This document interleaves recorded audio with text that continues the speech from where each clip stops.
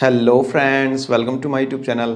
Friends, आज की video में हम बात करेंगे डीडीए की लैंड पूलिंग पॉलिसी के बारे में कि डीडीए की लैंड पूलिंग पॉलिसी क्या है, इससे किसको फ़ायदा होगा।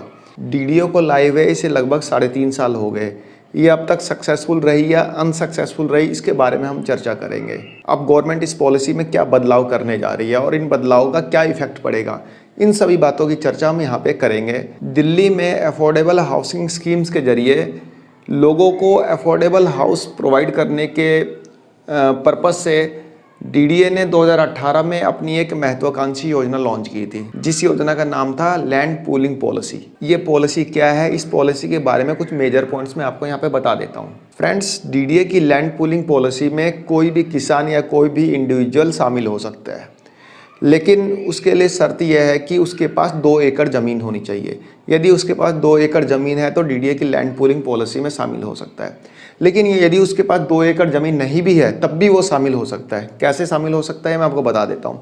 सपोज दैट किसी के पास आधा एकड़ ज़मीन है, तो जैसा कि डीडीए का क्राइटेरिया है जिसके पास 2 एकड़ ज़मीन है वही इस पॉलिसी में शामिल हो सकता है। तो आधा एकड़ उसके पास ज़मीन है तो आधा एकड़ के 4 लोग मिलके भी उस पॉलिसी में शामिल हो सकते हैं। यानी कि ग्रुप ऑफ पर्सन या ग्रुप ऑफ जो फार्मर्स है वो मिलके डीडीए की लैंड पूलिंग पॉलिसी में शामिल हो सकते हैं। इस पॉलिसी में इंडिविजुअल या फिर फार्मर को अपना लैंड डीडीए को देना होता है। यानी लैंड पूलिंग पॉलिसी में एंटर करने के लिए आपको अपना लैंड डीडीए को देना होगा और जो लैंड की मिनिमम रिक्वायरमेंट है वो है 2 एकड़।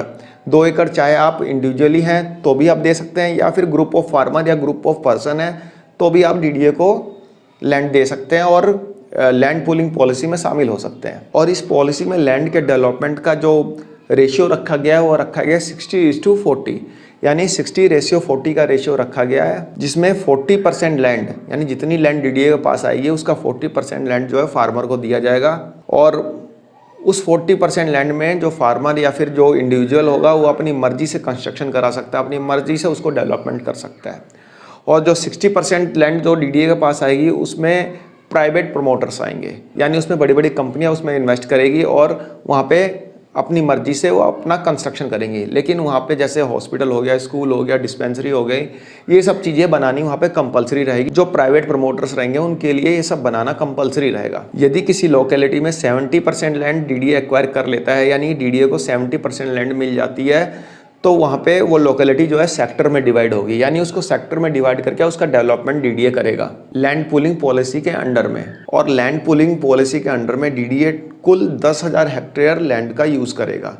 यानी उसमें जब डीडीए के पास 10,000 हेक्टेयर लैंड आ जाएगी तब लैंड पूलिंग पॉलिसी में जो डेवलपमेंट का काम होगा वो काम जो है शुरू होगा। तो फ्रेंड्स, ये थी कुछ बातें लैंड पूलिंग पॉलिसी के बारे में, जिसमें हमने जाना कि लैंड पूलिंग पॉलिसी क्या है और डीडीए लैंड पूलिंग पॉलिसी के अंडर में कैसे डेवलपमेंट करेगा। जैसा कि मैंने आपको बताया कि डीडीए ने ये पॉलिसी 2018 में नोटिफाई की थी और मैंने आपको बताया कि इसमें कुल 10,000 हेक्टेयर भूमि मिलने के बाद या 10,000 हेक्टेयर लैंड मिलने के बाद ही उसका डेवलपमेंट का काम शुरू होगा। लेकिन मैं आपको यहाँ पे बता देना चाहता हूँ कि लगभग 3 साल 6 महीने के बाद भी डीडीए को 10,000 हेक्टेयर भूमि मिली ही नहीं है, यानी 10,000 हेक्टेयर लैंड मिली ही नहीं है, या फिर DDA 10,000 hectare land pooling policy के अंडर में एक्वायर नहीं कर पाया है। 3.5 साल में डीडीए ने टोटल 7,620 हेक्टेयर लैंड ही सिर्फ एक्वायर किया है, या फिर लैंड पूलिंग पॉलिसी में 7,620 हेक्टेयर लैंड ही शामिल हुई है या फिर रजिस्टर्ड हुई है। डीडीए ने अपनी लैंड पूलिंग पॉलिसी को सक्सेसफुल बनाने के लिए बहुत ही जोर शोर से उसका प्रचार किया था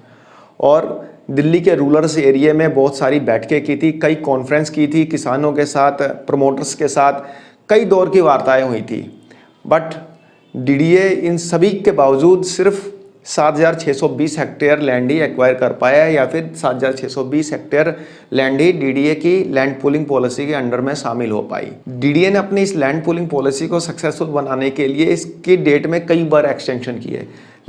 मेरे ख्याल से 5 बार एक्सटेंड कर चुकी है डीडीए लैंड पूलिंग पॉलिसी के अंडर में। जो लैंड शामिल होने की डेट का एक क्लोजिंग टाइम था उसको 5 बार एक्सटेंड कर चुकी है, फिर भी डीडीए के पास सिर्फ 7,620 हेक्टेयर लैंड ही आई है और ज़रूरत है 10,000 हेक्टेयर लैंड की, और 10,000 हेक्टेयर होगी तभी ना उसके बाद का काम स्टार्ट होगा। लेकिन डीडीए को लगभग 3.5 साल में सिर्फ 7,620 हेक्टेयर लैंड ही मिल पाई है। इस तरह से डीडीए की जो ये लैंड पूलिंग पॉलिसी है बहुत ही स्लो मूव कर रही है और इसी पॉलिसी को गियर अप करने के लिए डीडीए जो है जो अपनी पॉलिसी के जो रूल्स हैं उसमें बहुत ही मेजर अमेंडमेंट करने जा रहा है। बेसिकली इसमें सेंट्रल गवर्नमेंट जो है मेजर अमेंडमेंट करने जा रही है डीडीए की इस पॉलिसी को सक्सेसफुल बनाने के लिए।